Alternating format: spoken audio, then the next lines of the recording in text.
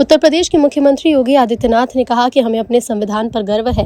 हमें बाबा साहेब अम्बेडकर पर गर्व है। तब भी उन्होंने उन सभी खतरों के बारे में चेतावनी दी थी। 1923 में कांग्रेस के वरिष्ठ नेता, जो कांग्रेस अध्यक्ष थे, ने वंदे मातरम गाने से मना कर दिया था। आखिरी पलों में उन्हें यरूशलेम में मरने की इच्छा जाहिर की थी। बाबा साहेब ने कहा था कि जो व्यक्ति भारत में पैदा होने और उसकी सुविधा का उपभोग करने के बावजूद भारत की मिट्टी को पवित्र नहीं मानता, वो सही मायने में भारतीयों के हित की सेवा भी नहीं करता। दुख की बात यह है कि तुष्टीकरण की नीतियों की वकालत करने वाली पार्टियां न केवल भारत को नुकसान पहुंचा रही हैं, बल्कि बाबा साहेब अम्बेडकर का अपमान भी कर रही हैं। उन्होंने नागरिकों से उनके अधिकार छीनने की शर्मनाक कोशिश कर रही हैं। पीएम मोदी के नेतृत्व में नया भारत अपने महापुरुषों पर गर्व करता है और उनका सम्मान भी।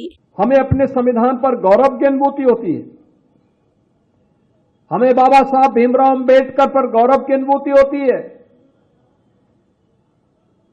और बाबा साहब भीमराव अम्बेडकर ने उस समय भी हम सबको उन सभी खतरों के प्रति जागरूक किया था। याद करिए, उन्होंने उस समय एक बात कही थी,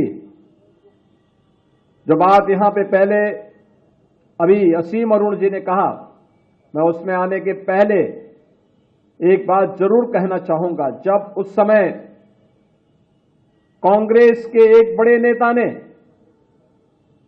जिन्होंने 1923 में वंदे मातरम गाने से इनकार कर दिया था, कांग्रेस के अध्यक्ष के रूप में रहते हुए, और जब वह अंतिम समय उनका आया तो उन्होंने इच्छा व्यक्त की थी कि मेरी इच्छा है कि मैं यरूशलेम में मरूं।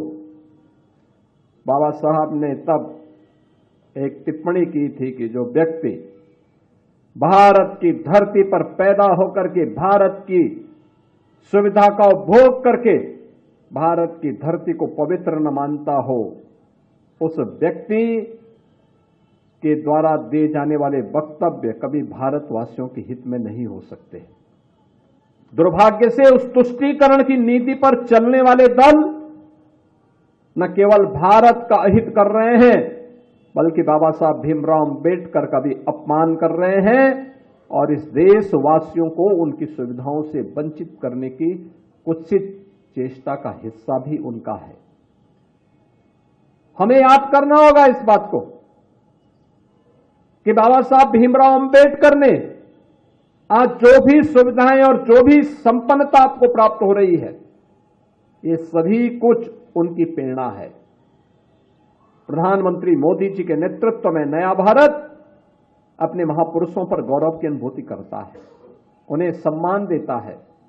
पंचतीर्थ के निर्माण का कार्यक्रम हो या अनुसूचित जाति, जनजाति और पिछड़ी जाति के छात्रों को मिलने वाली स्कॉलरशिप और अन्य सुविधाएं, ये उसी क्रम का हिस्सा है।